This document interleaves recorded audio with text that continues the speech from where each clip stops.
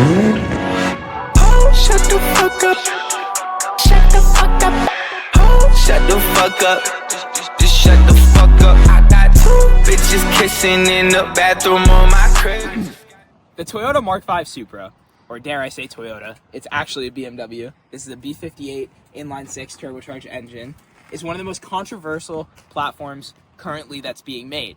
And the reason for that is because Toyota took such an iconic car and then they decided to make it basically all BMW. Is the Mark 5 Toyota Supra worth buying in 2025? Well, today I'm going to go over exactly why I think it is, and I think it's one of the most underrated sports cars that's currently being produced.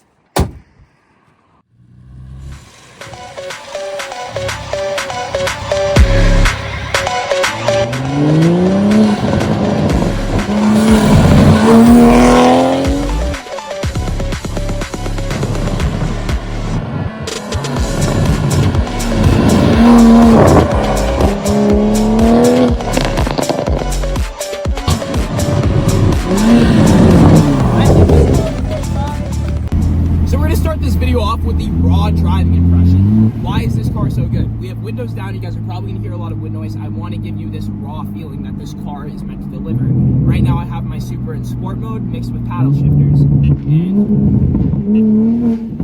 it just sounds so unbelievably good.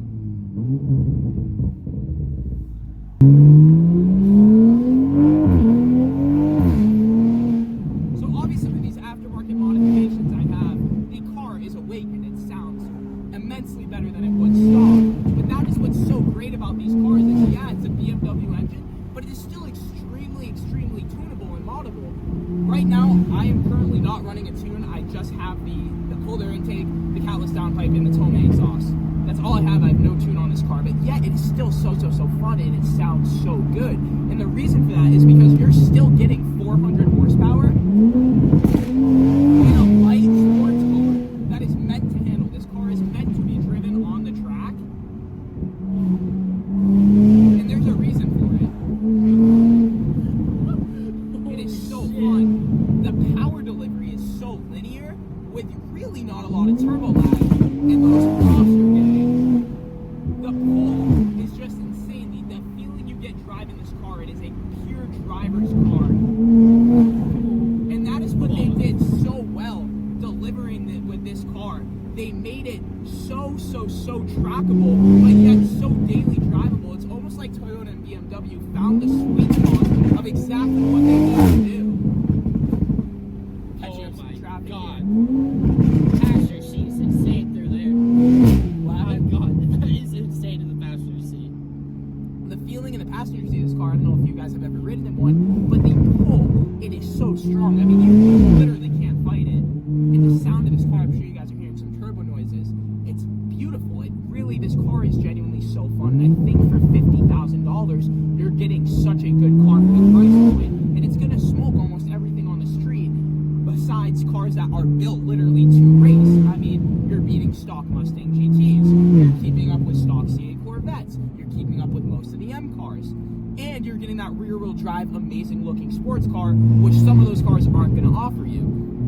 I do think there's other options for the price point. Yeah, go boost a 5.0 and it's going to be super fast, but it's not going to handle like this, and it's not going to give you the same feeling this car does. The feeling of being able to rip it wherever you are so comfortably is just a feeling not worth giving up. And also the mystery behind this car, the amount of people that will come up and say, what is that? Or it looks so sick, or is that a Toyota? You know, what is this? It is constantly an attention grabber, and it makes for owning one such a great experience. I mean, I every time me and Everett take this car out to go film a video, it's always fun. There's always people saying something, we're breaking necks, and it just gets a ton of attention. It's honestly super fun owning one. That being said, with the attention it gets, it might not be your best option for a daily driver unless you constantly like the attention, because I will say pretty much every single time I take this car out, there's somebody saying something, and that's a good, it's a good thing. I bought this car. I'm glad people enjoy it. But getting into the video and the actual owner's review, we'll talk about that in a minute. So what is the Mark 5 Supra? Well, the Mark 5 Supra is a reiteration of Toyota's classic Supra, Celica, however you want to explain their classic series. One of the most iconic JDM cars ever created. Now, why would Toyota bring this back? and then throw a BMW engine in it? And the answer is simple. They did it simply because they could. The Supra is known for having the iconic 2JZ engine in the Mark IVs, which are known for pushing 1,000 horsepower plus 2 and being absolute rocket ships. But the Mark V Supra disappointed everybody when Toyota decided that they were going to put a B58 BMW engine in it. And this pissed off the JDM community for good reason. I mean, why are you putting a European engine in a Japanese sports car? But for somebody like me, I actually don't mind. I think the B58 is one of the most power efficient, amazing engines that was honestly created by BMW. I think it has the perfect amount of power while also being able to deliver the comfort and drivability. Now, this car right now, the way we're driving it, it's in comfort mode, it's in automatic, it's in normal, and it's just basically a normal car. I mean, not a lot of power. If you press the gas, it shifts maybe every 500 RPMs, and it just honestly seems like a normal car. But once you put it in sport mode and awaken that, it's over. The car absolutely becomes an animal. Just the way it handles is insane. So, obviously you guys can hear this car. This is not a stock setup. I do have a CTS tuning cold air intake. I have a Tome single exit titanium exhaust and a VRSF catless downpipe. So I've definitely opened up the airflow of this car very much. I will say from stock, they are pretty restricted. However, once you open those valves up and get it in sport mode, the car definitely wakes up. Moving into the practicality and drivability of these cars, I honestly think it's one of the best sports cars you can get right now that will be comfortable. I'm gonna stop for this guy. I honestly think that the Supra is one of the best two-door sports cars you can pick up right now that is going to deliver you that comfort and daily drivability and practicality versus maybe something like a Corvette, right? And the reason I say that is because the gas mileage on this car is actually quite good. I've been on the highway and I've gotten maybe 35 miles per gallon just driving, just putting it in cruise control, driving, going, 70, 75 on the highway. It gets great gas mileage, but the second you step on it and really put it in sport mode, I've gotten as low as 15 miles per gallon. So it's that perfect mixture of good gas mileage, comfortable, amazing sports car, also mixed with that raw, track-inducing, very fast power. And the sound of this car is unbelievable. I mean, you have the turbo noises, you have the pops, and you just have that great exhaust tone.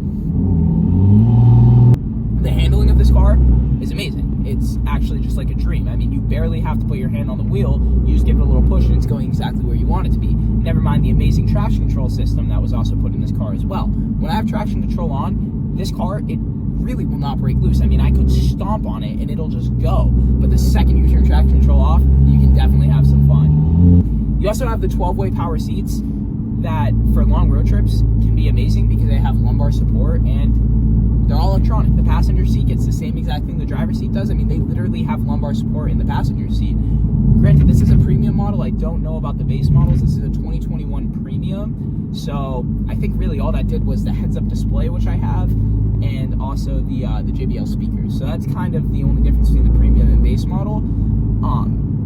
So both are great. I think most of the ones on the market are premium anyway. And then you also have your options like the blind spot detection, which this car luckily does have because the blind spots in this car are very bad, which is leading me into the pros and cons of this car. What are some of the pros? Well, rear-wheel drive, decently affordable, and I'm saying that because I picked this car up for $49,500, and I think you're getting a lot of car for that price point. I mean, this thing can compete with a lot of competitors, cars that are listed as much as $80,000 plus. So I think that's one of the biggest pros is just the car you're getting for the price. But then there are definitely some cons, which is going to be your visibility. It's going to be rear-wheel drive if you live in an area where there's a lot of snow. It does slide. I mean, I would not take this car out in the snow. I live in New England, so unfortunately for some of those winter months, I'm really not driving this car a lot. But luckily I have a WRX all-wheel drive for a daily driver. So if you do plan on picking up a Supra and you live in a place where there's going to be a lot of snow, I would definitely recommend having a daily. But if you live maybe somewhere like Florida, these are one of the best daily drivable sports cars. And the B58 engine, it can last well over 100,000 miles. I mean, we've seen Supras going really strong. I've seen some out on the market with like 80,000 miles, and they're completely fine. Granted, it's a BMW, so you definitely need to do your maintenance, do your oil change on this car maybe every 35 to 5,000 miles. Just That's because also a con. that is It's a con. BMW engine, so it has BMW issues, but it has the BMW power. The issues that are prominent in most BMWs are really not going to be as prominent in this car because Toyota did tweak the B58, at least this version that they put in the Toyota Supra, because they wanted it to be more reliable, because Toyota knew, hey, a lot of BMWs have issues, and I don't want our customers to, have issues with their car when they're at like 50,000 miles. So Toyota did tweak it. I don't know exactly what they did to this engine, but they definitely made it more reliable. And the power delivery of this car, it's great. Like I said, it's super linear. There's not a lot of turbo lag for a stock turbo. It kind of just does exactly what you want it to do. Like if I mash it right now, just we're